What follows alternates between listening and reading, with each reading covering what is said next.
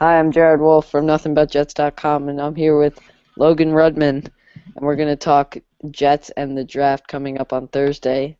The Jets have 12 picks this year, tied for most in the league, and it's a huge draft for General Manager John Idzik if he wants to build a playoff team this year. So, Logan, in the first round, the Jets have the 18th overall pick. Who do you think the Jets should target?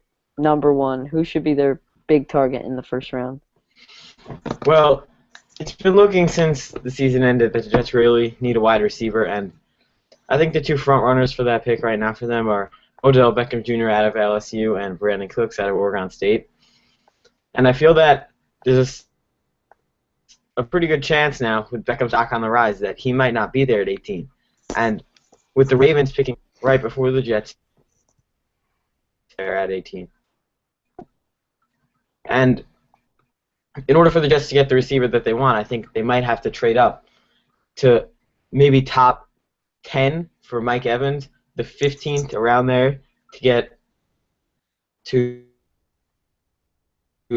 or some people even think that Rex Ryan's so interested in Sammy Watkins that they might even consider trading that high.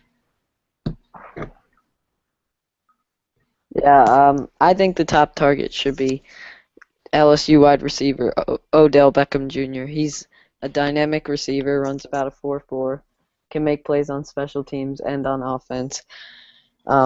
He may not be there, but if the Jets don't want to trade up, they should, at 18, take Cooks out of Oregon State. As you said, he's a dynamic playmaker. They should also think about going cornerback because they really didn't address it much in the offseason, and Dee Milliner was shaky in his rookie season. Let's move on. Most of the Jets picks come from rounds 4 and on, meaning they're going to have to find some steals. I think some guys they should look at are Josh Huff, a wide receiver from Oregon, runs a 4.4, had 62 catches last season. Could be a good steal for the Jets. Also, a safety from LSU, Craig Lawson, hard hitter, kind of like a Landry type of player. Could be a good fit in Rex's defense as a hard-hitting safety.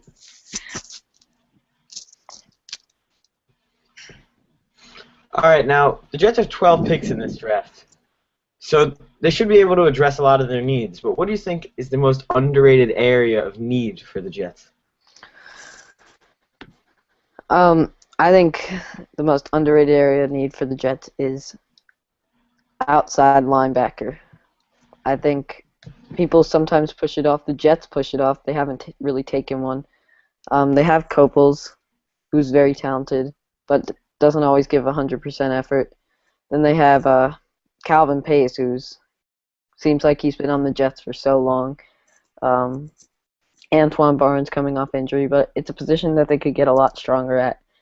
I'd like to see them maybe top 4 rounds address the position.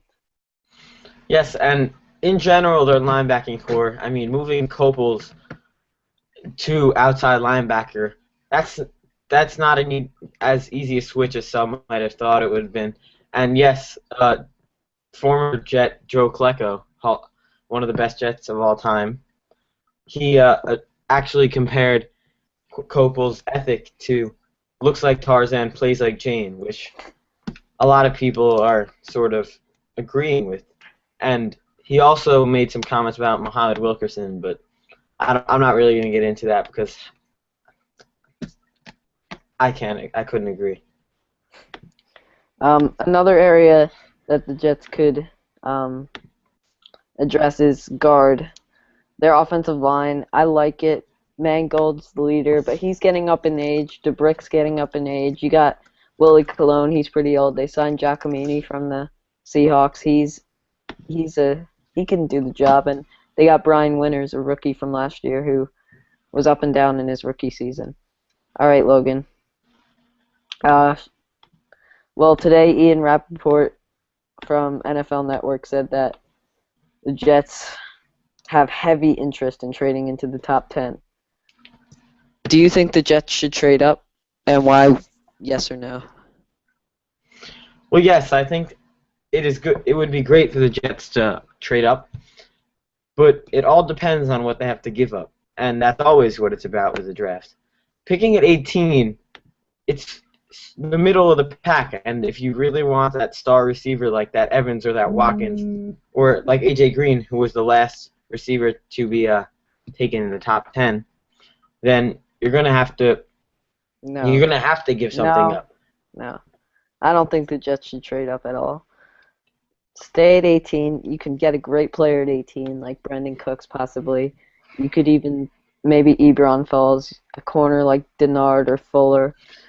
You don't need to trade up and trade away Yep. picks for. You're not getting Sammy Watkins. He's going top 5. I wouldn't trade up for Mike Evans. Yes, but then you question, is it worth it if you're getting a star?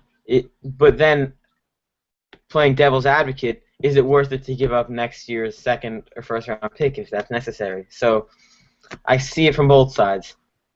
Yep. What about the first round? There's always busts. We've seen it in recent years with the Jets. Kyle Wilson, Stephen Hill. Who do you think the player the Jets should avoid in round 1?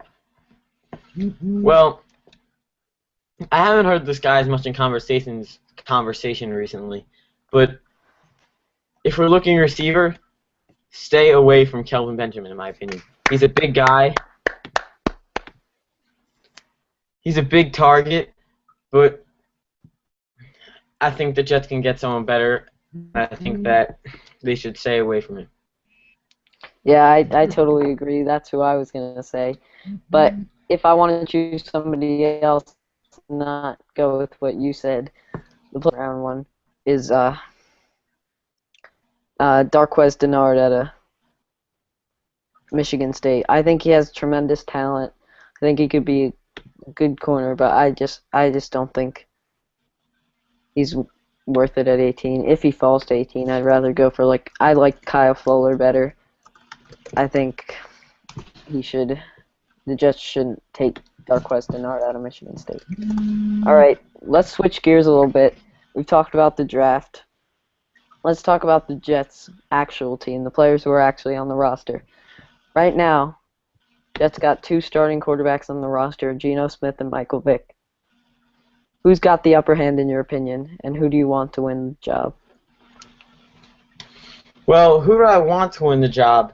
I'm not really sure at this point. I mean, I don't want Geno Smith to sit on the bench all season and for Michael Vick playing to stunt his growth. And I feel if that happens that Geno might never start for the Jets again.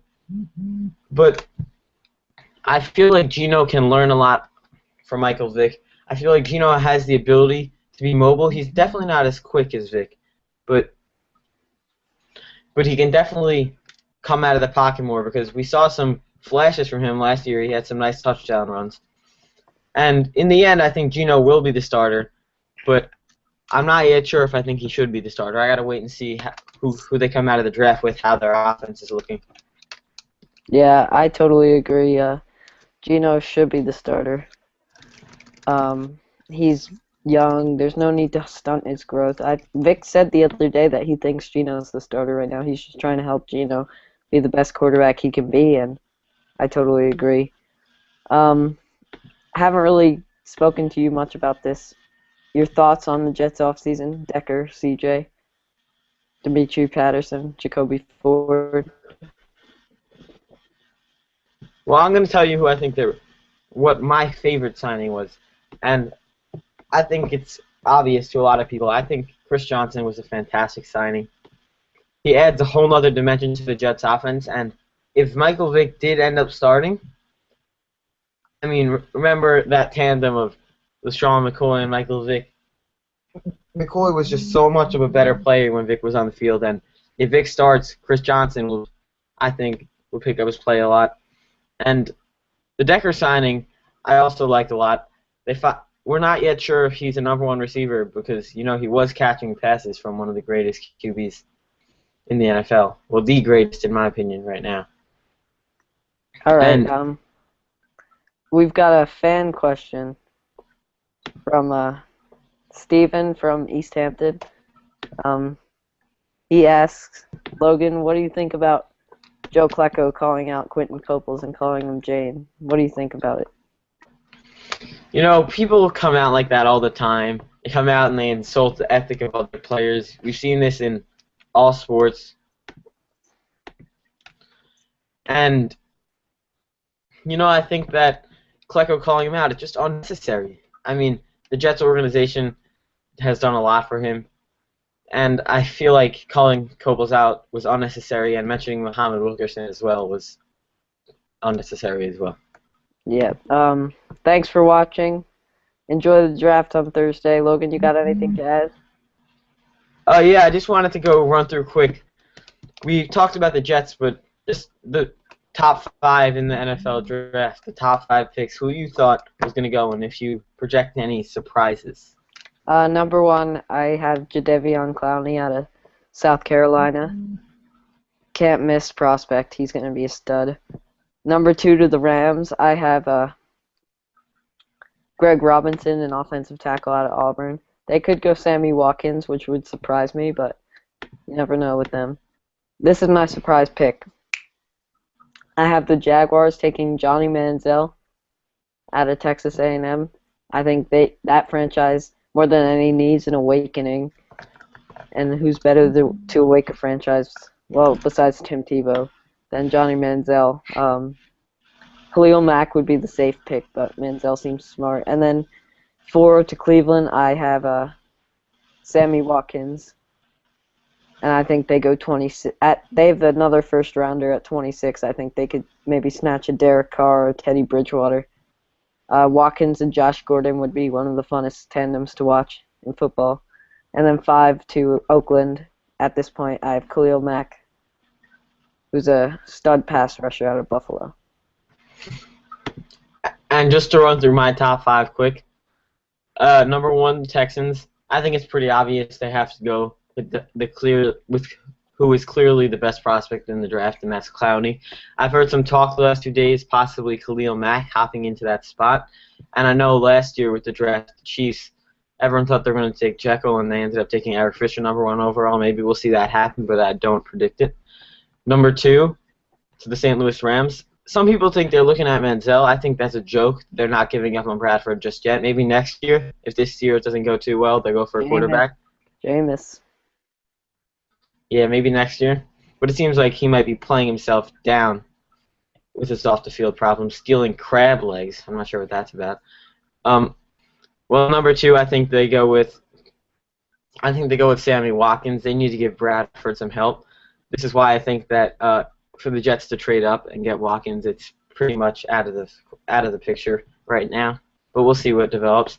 Number 3 to the Jaguars. I got to agree with you. They need a quarterback, they need a franchise player, and they need someone that can sell tickets because they've been empty the last few seasons. The Jaguars are going to take Manziel, number 3. 4th, to the Browns. You know, I'm not really too sure who I think the Browns are going to go with, but I feel like one of their first-round picks they're going to go with a quarterback, and it all depends if they think that they'll be able to get at Bridgewater or Derek Carr at maybe even Bortles at number 26, I believe.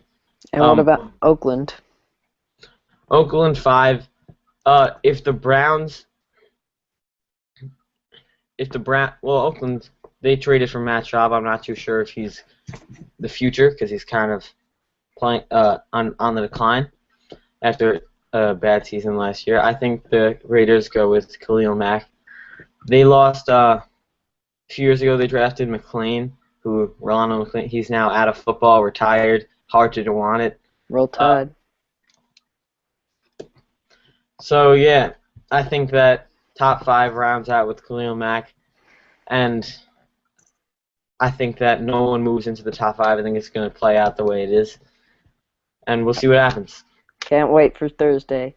Thanks for watching.